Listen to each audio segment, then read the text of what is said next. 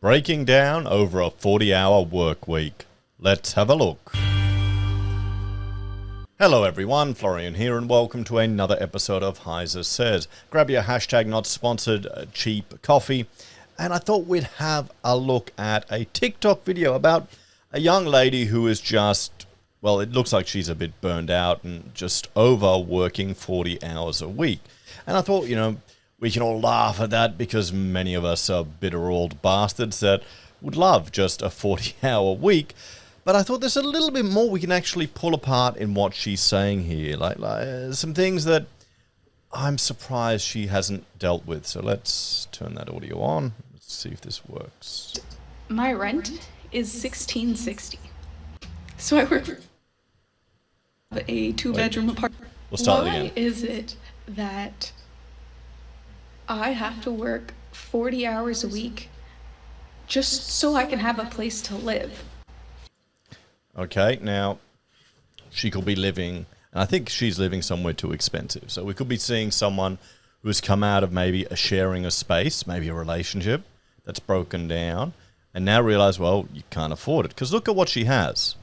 40 hours a week makes me $2,000 a month, and my rent is $16.60. So what's 40? So how much is she earning after tax? So she's saying 40 hours times 4 roughly. So that's $2,000 divided by 160. So she's walking away with $12.50 an hour after tax. That's shit. Honestly, even in America. So I work 40 hours a week so I can have a two-bedroom apartment. Okay. When you're young, at that age, and you get a two-bedroom apartment, it's usually because you are sharing with someone else. So it could be you and another friend moving in together, sharing an apartment to live in. We had, when I first went to uni, there was 3 of us sharing an apartment. I remember we shared a house. There was myself, the roommate next to me who ended up marrying one of my friends, who was also living, his brother who was also living with us, and then he hooked up with another girl who was living there. So it's 2, 1, 2, and then we had a Norwegian student come and stay in the basement, so that was another one. So that's kind of what you do. You don't get the whole 2-bedroom apartment by yourself. If you're poor, you got to live poor. That's what students do. And if you don't get above a student income, you got to live like that. And an extra $300 a month. Like, it doesn't cover my phone. How can $300 a month not cover your phone? That's $15 a month. You can get a cheap plan, $15, $10 a month. What's going on here? Her math doesn't add up, okay? Internet, food, So not only do I not have any extra money, but just working makes me so exhausted that I don't have time either. It sounds like this poor girl is burnt out and she's over it and she needs to change. She needs to get out of that place. You can't afford a 2-bedroom apartment. No, you need to either bring more people in to help you save money, cut it in half, or just, find somewhere cheaper to live. Like, I get off work at 5:30, come home, and I'm just so tired. You could be anemic. She could be anemic. Maybe she's not eating enough. I mean, that could be what it is too. You'd be surprised how much interferes with... Rachel's getting up me because I'm getting tired because I'm not exercising in the mornings. But also whenever I have steak or some red meat, I'll have a coffee with it. Or I'll have calcium with it. And that will inhibit my body's ability to absorb it. It could be something like that. It could be diet too. Particularly if you're working long hours, you tend to eat more shit. I'm so tired that, anything that I need to do outside of work, I then just push off to, the weekend. And I'm just too tired to do this after work. That's normal, isn't it? I mean, I found I would have the most success with doing stuff early in the morning, like really early. I remember when I had to study for my architectural practice exam, my registration, and this is after we'd graduated, after I'd worked. I would get up early in the morning and do my study, like an hour or 2 hours there every morning. It's still a habit I want to get into. I've got a lot of work on at the moment, so I'll have a look here. When did I I tracked my chargeable hours? What was it? Monday. Oh, okay, Monday started late. But Tuesday I was working from 6:45, Wednesday 5:45, Thursday 6 o'clock, today 6 o'clock. This is not when I just get up, this is when I'm starting to clock chargeable hours and doing productive things.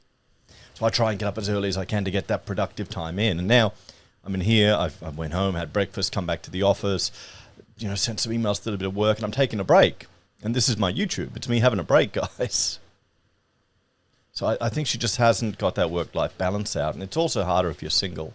I'll wait until Saturday. So then I end up with so much to do on the weekend that ends up having to be split into 2 days. So I have to do stuff on both Saturday and Sunday. So then I don't get a day off. I don't get a day to relax. I don't get to decompress. You've got to make time to do that. You've got to make time to do it. It can be hard. It can be a hard skill to learn when it's just all this bullshit, this grind mindset, work, just to sometimes step back. And if you've got too much on, you may not be able to do it. I'm feeling sorry for this woman. I know everyone's giving her shit because she's whinging about 40 hours a week. But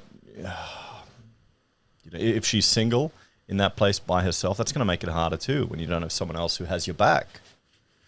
Having a wife is the best thing in the world. So it is really like working 7 days a week, constantly.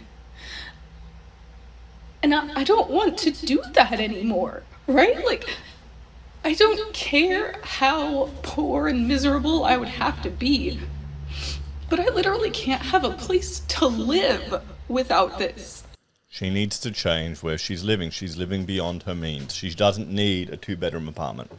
If she's paying that much just for 1 bedroom in that apartment, you've got to move to another city. You're not earning enough to live there. She's pulling in $2,000 a month. That's not much, not even in the States. I don't know what to do. I'm not made for this. I don't have... Yeah, she's burnt out, to be honest. Yeah, I'm feeling sorry for her, honestly. It looks like she needs a holiday. She can't afford one because she's living beyond her means. I'm sounding like Dave Ramsey. The money, time, or energy to enjoy my life outside of work, and I don't know what to do about it anymore, I'm so tired. Why is it?